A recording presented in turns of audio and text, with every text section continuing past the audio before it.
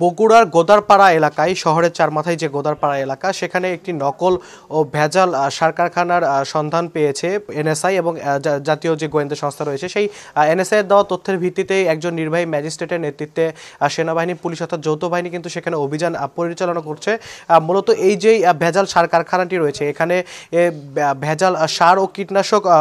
তৈরি হতো সেটি আপনাদেরকে এখন আমরা সরাসরি দেখাবো সময়ের পর্দায়। আপনাদেরকে যদি আমি দেখানোর চেষ্টা করি যে এই যে অভিযানটি চলমান রয়েছে জেলা প্রশাসনের একজন নির্বাহী ম্যাজিস্ট্রেটের নেতৃত্বে এই যেই কারখানাটি রয়েছে এখানে এমন কোনো কীটনাশক নেই যে প্রতিষ্ঠানের নামে সেখানে আসলে তৈরি হতো না। মূলত এই যে কারখানাটি এটির কিন্তু নিজস্ব কোনো ধরনের প্রতিষ্ঠানের কোনো নাম নেই বা নিজস্ব কোনো ব্র্যান্ডে কিন্তু তারা আসলে এই কারখানায় মালামাল তৈরি করে না। আপনাদেরকে যদি দেখানোর চেষ্টা করি যে আমরা কৃষি নির্ভর যে অর্থনীতির দেশ বাংলাদেশ সেই সেখানে এই যে দেখুন যে এই পাথরে করে আসলে এই যে নকল সার বা ভেজাল সারগুলো এই কারখানাটিতে তৈরি করা হচ্ছিল ও একদম সেফ পাথর, শুধু পাথর নয়। আপনাদেরকে আমি যদি আরেকটু এদিকে আসার চেষ্টা করি, আপনাদেরকে যদি আমি দেখানোর চেষ্টা করি, পাথরের সঙ্গে কিন্তু এই যে সিমেন্ট রয়েছে একদম তাজা সিমেন্ট, সেই সিমেন্টগুলো দিয়ে কিন্তু আসলে এই যেই কারখানাটি সেইখানে কিন্তু সার ও কীটনাশক তৈরি করা হচ্ছিল এবং এই সিমেন্ট বা যে পাথরগুলো সেগুলো ওকে আসলে মেশিনে করে মাড়াই করার জন্য কিন্তু এখানে একটি যন্ত্র রয়েছে যেটি দিয়ে আসলে এই পাথর বা সিমেন্টগুলো আসলে গুঁড়ো করে ভেজাল সার ও কীটনাশকগুলো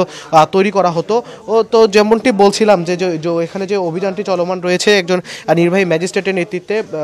জেলা প্রশাসনের, উনি আমাদেরকে যেমনটি জানিয়েছেন যে শুধুমাত্র আসলে ভেজাল সার নয়, আমরা জানি যে বর্তমান সময়ে যেই কৃষির যে উৎপাদন সেই উৎপাদনের জন্য কিন্তু কীটনাশক অত্যন্ত গুরুত্ব রেখে থাকে। সেই কীটনাশকের যে প্রতিষ্ঠানগুলো রয়েছে বিশেষত নামি দামি যে প্রতিষ্ঠানগুলো সেই প্রতিষ্ঠানগুলোর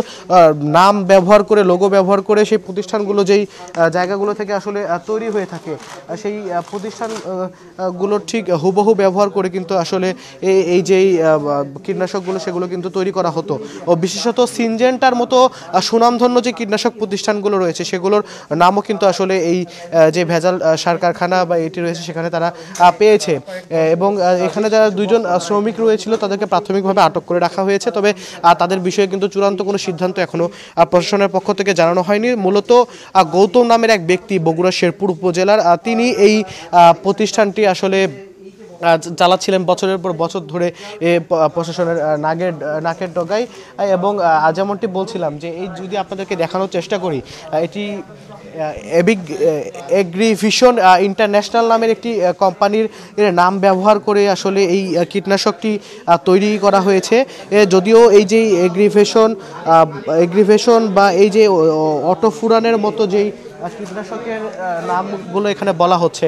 কোনো প্রতিষ্ঠানই কিন্তু আসলে এটি নয়, এটি একেবারে নাম সর্বস্ব একটি প্রতিষ্ঠান এবং সেখানেই কিন্তু আসলে এই যেই ভেজাল সার ও কীটনাশকগুলো কিন্তু তৈরি করা হচ্ছিল। এবং আমরা এই যেই প্রতিষ্ঠানটি এখানে আসার পরে কিন্তু আমরা দেখেছি যে শত শত বস্তা এই নকল সার ও কীটনাশক কিন্তু এখানে মজুত করা রাখা হয়েছে এবং এগুলোর তৈরির যে ভেজাল কাঁচামাল সেগুলোও যেই সিমেন্ট বা পাথর সেগুলোও কিন্তু বস্তাতে শত শত বস্তায় করে আসলে এখানে মজুত করে রাখা হয়েছে। এবং শুধুমাত্র যে ভেজাল অবস্থা বিষয়টি এমন নয়, যে পরিবেশটাও যদি দেখানোর চেষ্টা করি একদম এই যে সারগুলো রাখা হয়েছে একদম স্যাঁতসেঁতে বা নোংরা জায়গাগুলোতে। তো এই যেই অভিযানের কথাটি বলছিলাম যে আজকে জাতীয় গোয়েন্দা সংস্থা এনএসআই এর মাধ্যমে আসলে জেলা প্রশাসন বিষয়টি নিশ্চিত হওয়ার পরপরই কিন্তু তারা এখানে অভিযান চালায় এবং অভিযান যখন শুরু হয় তখন কিন্তু আমাদেরকে যেমনটি এখানে কর্তৃপক্ষ জানিয়েছেন তখনও কিন্তু এই যে দুইজন শ্রমিককে আটক করে রাখা হয়েছে তারা কিন্তু আসলে এই জায়গাটিতে আসলে এই নকল বা ভেজাল সারগুলো কিন্তু তারা উৎপাদন করছিলেন এবং আসলে কি পরিমাণে ভেজাল বা নকল সার আর এখানে মজুদ ছিল সেটির কিন্তু জব্দ তালিকা প্রস্তুতে কিন্তু জেলা প্রশাসনের পক্ষ থেকে কাজ করা হচ্ছে। হচ্ছে এবং তারপরে কিন্তু আসলে সুনির্দিষ্টভাবে নিশ্চিত করা যাবে। এবং যেহেতু প্রতিষ্ঠানটির মূল মালিককে এখানে তারা ভ্রাম্যমাণ আদালত এখানে পায়নি, সেক্ষেত্রে সরাসরি জেল জরিমানার সুযোগ থাকছে না। এক্ষেত্রে যে নির্বাহী ম্যাজিস্ট্রেট অভিযানটি পরিচালনা করছেন উনি আমাদেরকে নিশ্চিত করেছেন যে এই যেই প্রতিষ্ঠানটির মালিক তার বিরুদ্ধে কিন্তু নিয়মিত মামলা দায়ের হবে। আমি আপনাদেরকে যদি দেখানোর চেষ্টা করি, এই যে সিলিং করার যে মেশিনটি, অর্থাৎ ভেজাল সার বা ভেজাল কীটনাশক তৈরি করার পরে কিন্তু এই যন্ত্রটি দিয়ে কিন্তু সেই প্যাকেটগুলো কিন্তু সিলগালা করে একদম আসল প্যাকেটের মতো করে হুবহুভাবে ফুটিয়ে তোলা হতো। তো নকল সার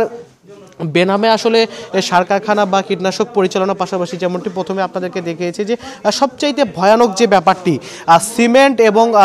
কুচি পাথর দিয়ে আসলে এই কারখানাটিতে তারা সার বা আসলে এই যে এই কীটনাশকগুলো সেগুলো তৈরি করছিল। এতে কিন্তু শুধুমাত্র কৃষকরা ক্ষতিগ্রস্ত হচ্ছেন বিষয়টি এমন নয়, এর ফলে কিন্তু জমির যে উর্বরতার যে ব্যাপারটি সেটাও কিন্তু নষ্ট হচ্ছে, মাটি নষ্ট হয়ে যাচ্ছে এবং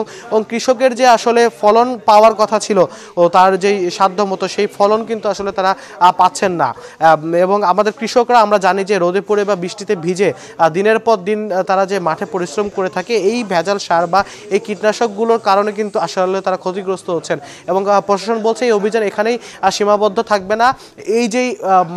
যেই পণ্যগুলো অর্থাৎ ভেজাল সার বা কীটনাশকগুলো এই কারখানাটিতে উৎপাদন হচ্ছিল, সুনির্দিষ্ট তথ্যের ভিত্তিতে এই ধরনের প্রতিষ্ঠান আরও আছে কিনা বা এই মালামালগুলো আসলে ঠিক কারা ক্রয় করতেন তাদের বিরুদ্ধে কিন্তু আইনগত ব্যবস্থা নেওয়া হবে বলে আমাদেরকে জেলা প্রশাসনের পক্ষ থেকে জানানো হয়েছে। তো বগুড়ায় যে ভেজাল সার কারখানা ও কীটনাশকের কারখানায় অভিযান চলছে, এই ছিল বগুড়া, তার নিয়ে আমার কাছে সর্বশেষ।